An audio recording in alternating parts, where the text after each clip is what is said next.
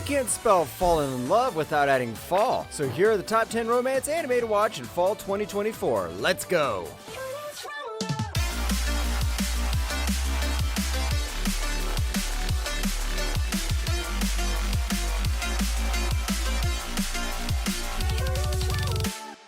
Number 10, 365 Days to the Wedding. 大原くん、プロポーズの言葉はゆっくり考えてください。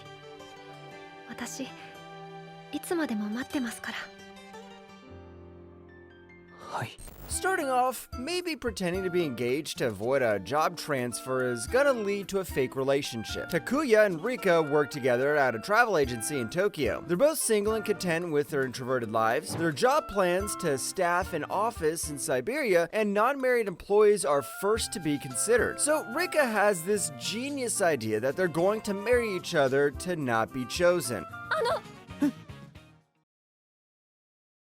私と結婚しませんか? In a sea of rom-coms and contrived drama, 365 Days to the Wedding has a more experimental feeling. Rather than focusing on laughs or even romance, the series feels more like it's simply using real-world issues. Of course, the artwork is crisp and cute, and right off the bat, the series is able to define the main couple as well as their flaws without leaning into the extreme unrealistic tropes that many rom-coms fall into. Number 9, Blue Box. 諦めたくないなって。君のおかげだよ。ありがとう。稲俣大輝くん。 Bro, imagine living with your crush. You would either be a Chad or things would be really awkward. Our boy Taiki attends Imai Academy and joins the high school badminton team. He always arrives second to practice behind his crush, Chinatsu Kano, a rising basketball star. Despite his decent skills, Taiki's popularity is far below Chinatsu's, making his feelings seem unreciprocated. But can he find a way? 高望みはいかんよ。そもそも付き合うのも無理だろ。千夏先輩はシード校で、お前は1回戦敗退校。 This is probably the smoothest combination of romance and an adrenaline-pumping sports drama that I could imagine. Even though rom-com lovers are gonna like it, fans of other genres would enjoy it as well. The characters feel realistic, and there are a variety of personalities that interact well with each other. Plot-wise, it's solid. But even if the plot is simple, you never know what's coming next, and the girls are too cute. Number 8, the do-over damsel conquers the Dragon Emperor. 私、この方に一目惚れしました。このハリステオス・ラーベ、あなたの求婚をお受けしよう。この声、隣国の呪われた皇帝。 Brought to you by the duo behind the adaptation of I'm a Villainous Daughter, So I'm Going to Keep the Last Boss. Jill Seville, known as the Lady Goddess of War, is betrayed by her fiancé, framed as a traitor and imprisoned. As she faces death, she awakens 6 years in the past and jokingly professes love to the Dragon Emperor Hades, who surprisingly accepts. And things are gonna get wild. 龍妃の指輪、龍神の祝福を受けた皇帝の妻の証だ。 To be honest, the dynamics between the lolly and the demon prince are so funny and healthy, it's not sus at all when you understand his reasons. In terms of the characters, they have personalities, likes and dislikes, just like real people. I especially appreciate the strategizing battle plans and political type thinking that sometimes happens. It's a really good take on the villainous genre that feels familiar but also seems new. Number 7, How I Attended an All-Guys Mixer. なんで自分まで来なきゃいけないんすか。 まあまあ、ログボログボ。男だな。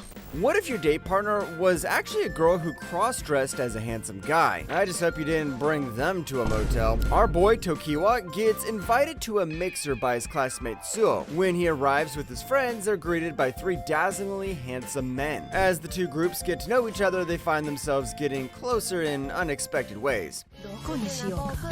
そう固くならないで。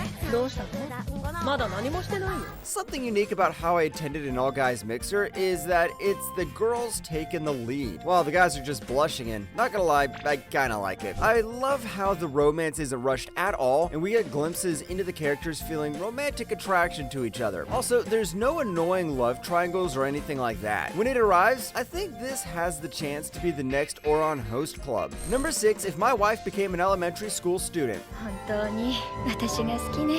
気づいてなかったのかい？知ってた。前から。I know the title sounds sus, but hear me out. Keisuke Nijima lost his wife, Taike, 10 years ago, and has felt lifeless since. He doesn't feel alive and is sent as a gloomy man. The only family Keisuke has left is his daughter, Mai. Keisuke wants Mai to be happy, but hasn't done anything for her other than provide living expenses. One day, an elementary school girl appears in front of Nijima's house and claims that she is the reincarnation of Taike. 絶対に変わりなどないものを失ったはずだったのに、途端に生きることが楽しみになったんだ。 Again, I know just hearing the sounds bad, but the story is still wholesome. FBI, don't chase me. Anyway, story-wise, it is written quite well as the plot itself is pretty unique. The right amount of progression in the story lets us understand the values of the characters and why they act like that. If I were to describe the art, it would be cute and give off a warm atmosphere. Number 5, I'll become a villainess that will go down in history. このチャンスを逃す手はない。今から努力して歴史に残る悪女になってみせるわ。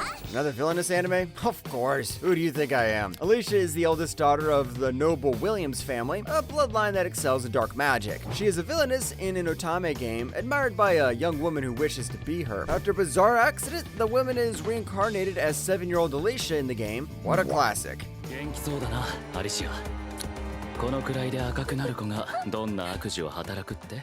And she wasn't kidding when she said she was going to go down in history because I am loving her style. This series is somewhat a breath of fresh air in the villainous reincarnation trope just because of the comedy itself. Not to mention, the character designs were pretty solid as well. In terms of world building, it is okay, but hey, we're here to watch the character, not judge why dark hair equals dark magic. Number 4, Murai in Love. 好きです、先生。はあ？村井くん、私たち今タオくんの写真見てましたよね。脈絡って知ってます？ Sometimes the best way to win someone's heart is by becoming their favorite video game character. So gamers, you know what to do. Murai is an unassuming high school boy who is madly in love with his teacher, Tanaka, a woman who is a fan of otame games. One day, Murai confesses his love to Tanaka, but she rejects him because she loves a ninja boy character from her favorite game. Imagine listening to a video game character. Another level of disrespect. 私を好きならもうそれで構いません。どうぞご勝手にご自由に。ただし、私は村井くんを好きにならない。 If we put aside the fact that the student-teacher relationship isn't allowed in real life, Murai no Koi is such a cute and hilarious show. Surprisingly, the romance is pure and sweet. A peck on the cheek is about as far as fan service goes, which actually surprises me. Also, it's not just about romance, but also the different kinds of relationships we have in life. So who doesn't want to watch that? Number 3, Nina, the Starry Bride. お前は今日死ね。そして王女として生きるんだ。星の神のごとき深き青、瑠璃色の瞳を持つ美しい王女だ。 This is another anime that'll make us all feel single. 5 years ago, a plague killed many in Fortuna, including Nina's parents. To survive, Nina and 2 orphans steal from the wealthy. She's later abducted by Azura Seth Fortuna, the second prince, who wants her to pose as his late sister to prevent war. With that offer, she has to choose: continue to be hungry or pretend to be royalty. The answer seems pretty obvious. 私を妃に迎えてくださるお気持ちがある。そう受け取ってよいのですね。神様に嘘をつく。きっと天罰が下る。 This one is just criminally underrated. While the initial premise might sound a little silly, it quickly dives into more interesting aspects of its setting. Concept-wise, Nina the Starry Bride is right up there with one of the best. It has all the elements of a good fantasy story, and although it has a love triangle, it's not used for useless drama, but to raise the stakes and explore different sides of an issue. Number 2, Yakuza's Fiancé. 吉野の取り柄ってその顔と体だろ？それ売って金にしてくれない？俺女に嫌われてる女が好きなんだよね。思った以上に吉野が普通すぎてちょっと飽きちゃったんだよね。 What would you do if you were with the Yakuza? Our girl Yoshino Somai is the granddaughter of the leader of Kanasai's largest Yakuza group. She learns she must marry Kirishima Miyama to unify Kanasai and Kanto's syndicates. At school, she faces bullying due to Kirishima's popularity and realizes he's far from her ideal Prince Charming. If I was part of the Yakuza and someone bullied me, they'd be iced.